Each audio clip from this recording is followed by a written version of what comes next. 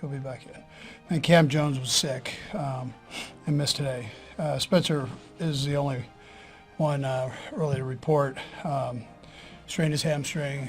Did it Monday when training, and so he will be listed as out today.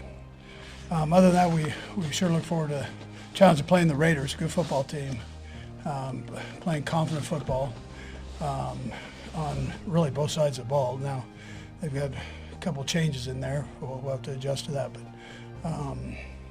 again, our guys had a good week of practice, and we know when the Raiders and the Chiefs get together, it's always one of those kind of games. So, anyways, with that time, George.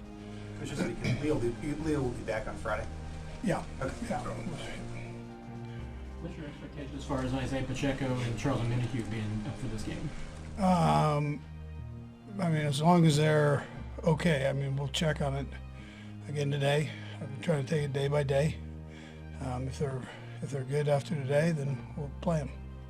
Yep. Coach, you love NFL history. We kind of mentioned this already, but this Raider week have any particular importance to you? Just looking at NFL history, what this means. Well, there've been a lot of great games, and I know both teams kind of understand that that there's been a rivalry for a lot of years. A lot of great players, both sides, both teams.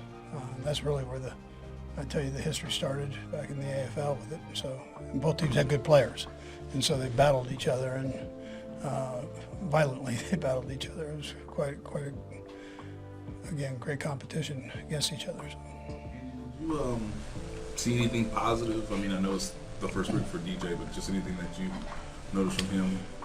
Yeah, listen, he looked healthy, moving around, felt good. It's just a matter of him getting back in the swing, and then also compounded with just the offense, making sure he has the terminology down, and he'll go from there. So.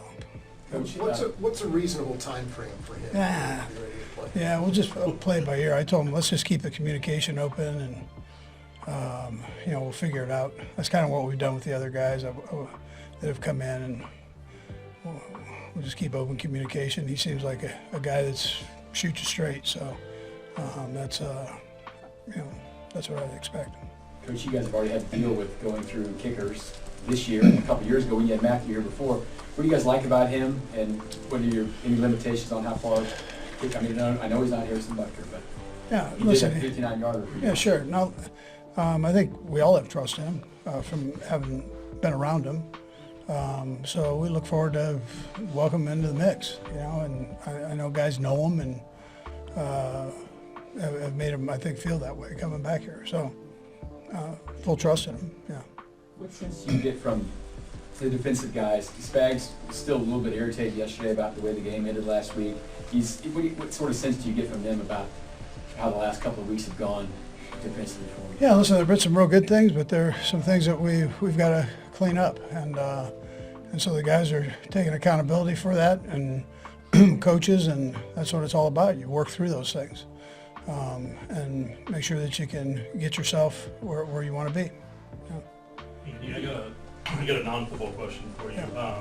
It's pretty viral about you. You're known for this mac and cheese, especially with Thanksgiving coming up. What is it, and kind of what's so special about it? The mac and cheese? Yeah, your mac and cheese. You've got 5 cheeses and all that stuff. Yeah, I mean, you'd like it.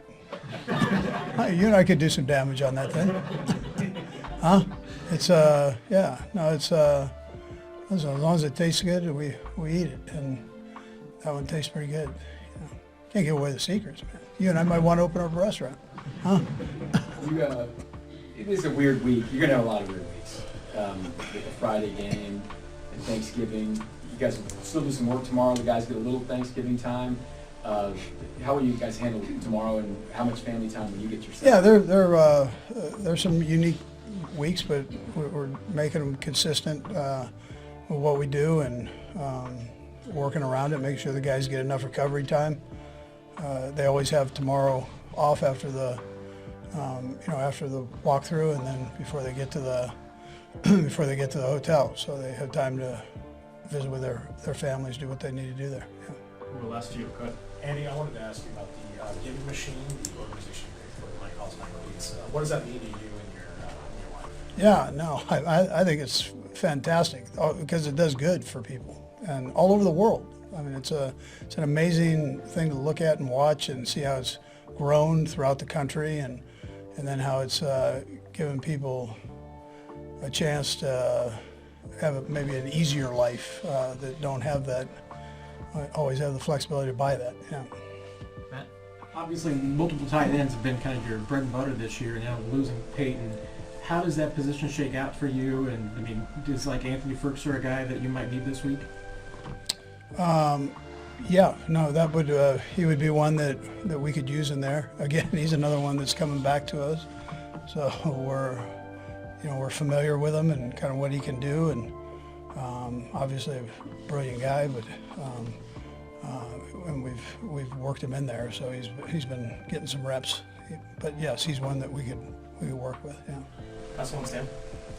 Patrick mentioned just the 2-minute drill situations you guys cover pretty frequently in meetings. I just wonder, how frequently do you have those, and what benefit do you see actually on the field of having gone over Yeah, this sure. so frequently? Yeah, we hit it heavy at least once a week, so it's important. I think most teams probably do something of that sort, and but I think it's important. All the details, situational football, I think is important. That's one of the situations, and we've been in it a few times. We've needed it. Yeah. And then just how beneficial is it to have a guy like Patrick who seems to constantly be thinking of all these? Yeah, he does a great job with it, and he is. He's interested in it. Another guy that's, I think, great at it as a coach is Matt Nagy, Joe Blameyer. Those guys, they do a great job with it, and Pat loves it. So, but yeah, we try to have a plan going in every week. You see how much we do at training camp with it. It's important. It doesn't mean every time it's going to work, but we're going to try to at least narrow down the odds the best we possibly can with it. Yeah. Thanks, Coach. Okay. Taylor Swift's upcoming birthday could be one to remember, especially with rumors swirling about her boyfriend, NFL star Travis Kelce, planning a surprise party and possibly a proposal, as Swift's record-breaking Eras Tour wraps up in Canada on December 6th, just days before her December 13th birthday. Fans are speculating about what's next for the pop icon.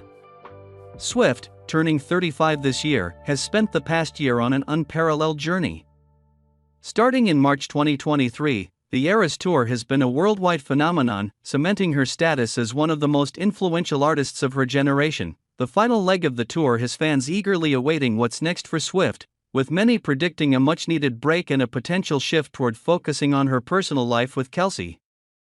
The couple, who began dating in the summer of 2023, has been the talk of the town. Last year, Swift celebrated her 34th birthday at Bands Arbor, a cocktail bar in New York City, alongside a star-studded guest list that included Blake Lively, Gigi Hadid, and Anthony Porowski. Kelce, due to his football commitments, couldn't attend. This year's birthday offers him a chance to make up for it and perhaps take their relationship to the next level. The idea of Kelce proposing on Swift's birthday is exciting fans, though some wonder if it might be too soon. The couple has been public for less than a year, but their whirlwind romance has captured hearts, with Swift closing out one of the most demanding chapters of her career. Fans believe she may be ready to focus on her personal life. Swift's birthday celebrations in previous years reflect her evolving priorities. For her 33rd birthday, she was in the studio with frequent collaborator Jack Antonoff, while her then-boyfriend Joe Alwyn was away filming. The two split in April 2023 after 6 years of a famously private relationship. The Chiefs have one thing on their minds, and it's not subtle: they're chasing that elusive three-peat. Fresh off a solid win against the Panthers, they're sitting pretty at 10-1, proving why they're still the team to beat. Even with a laundry list of injuries, Andy Reid's squad is thriving, thanks to that classic next man up mindset. These guys don't just fill gaps, they turn their game mode on. But guess who's tossing in a little unsolicited coaching advice?